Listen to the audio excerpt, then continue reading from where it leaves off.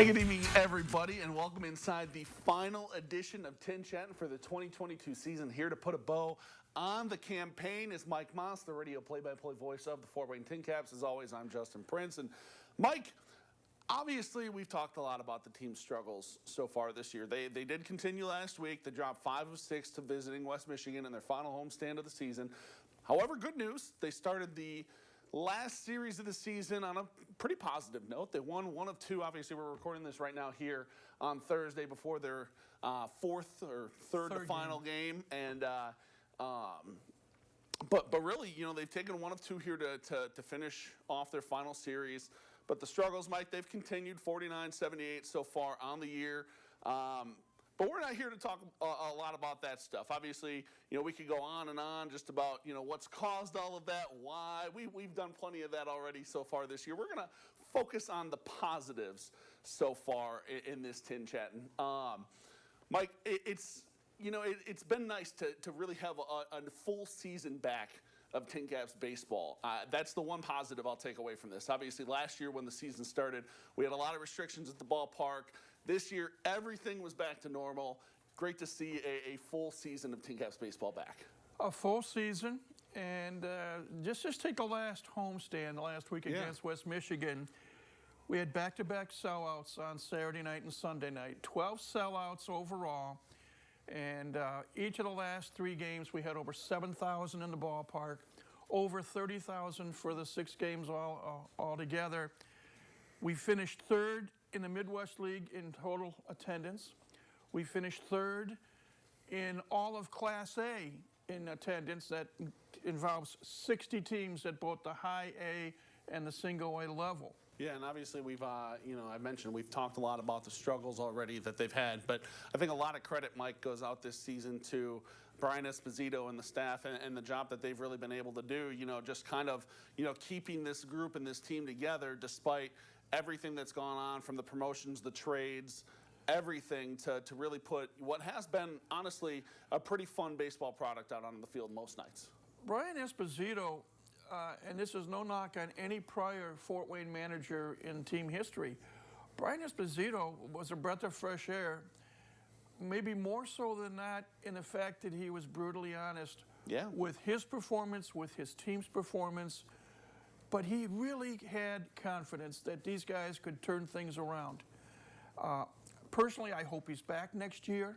Who knows what's going to happen either on the part of Esposito or on the part of the San Diego organization. But you hear comments from players who have been traded, for example, even a couple have been promoted, and they come back and say, if it wasn't for the hard work that Espo did and what he was trying to teach me, I wouldn't be in this position right now, further along in their professional career with goals of making it to the big leagues sooner rather than later. Yeah, absolutely. Espo, hopefully a guy that we're going to see back here in Fort Wayne next year. I know I would love to see him. I know you just mentioned you'd love to see him. I know a lot of people would love to see him, especially, you know, given another year here in Fort Wayne and seeing the talent he can bring in. Speaking of the talent, obviously there's going to be plenty of guys who are on this team right now, Mike, that we are more than likely going to see back in Fort Wayne in a TinCaps uniform next season, whether it's Carlos Luis, Albert Fabian, Jocelyn Diaz, who has 3 homers in 3 games, Jordan Farmer, plenty of guys you got to think that we're going to see back here next season. Charlie Aquino getting a taste of action here in the final week of the season out in left field.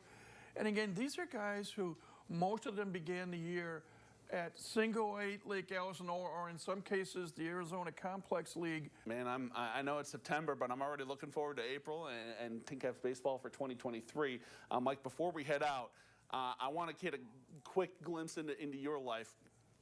Give me your favorite moment here from the 2022 season, obviously, despite everything that went on. I think without a doubt, being able to call the grand slam home run hit in the bottom of the 8th inning of a game against South Bend, which helped propel the TinCaps from a 3-0 deficit to a 4-3 lead and eventually a 4-0 win. And I think of that in terms of one single play that stands out in my mind. But I just go back to this past weekend. The fact that you have a team that has struggled mightily on the field, not going to make the playoffs, They're going to finish in last place in the 6-team Eastern Division. Right now, with just a handful of games to go, they have the worst record in the 12-team Midwest League. And yet, well over 5,000 fans a night came to the ballpark. And as I mentioned, the last 3 games against West Michigan, over 7,000.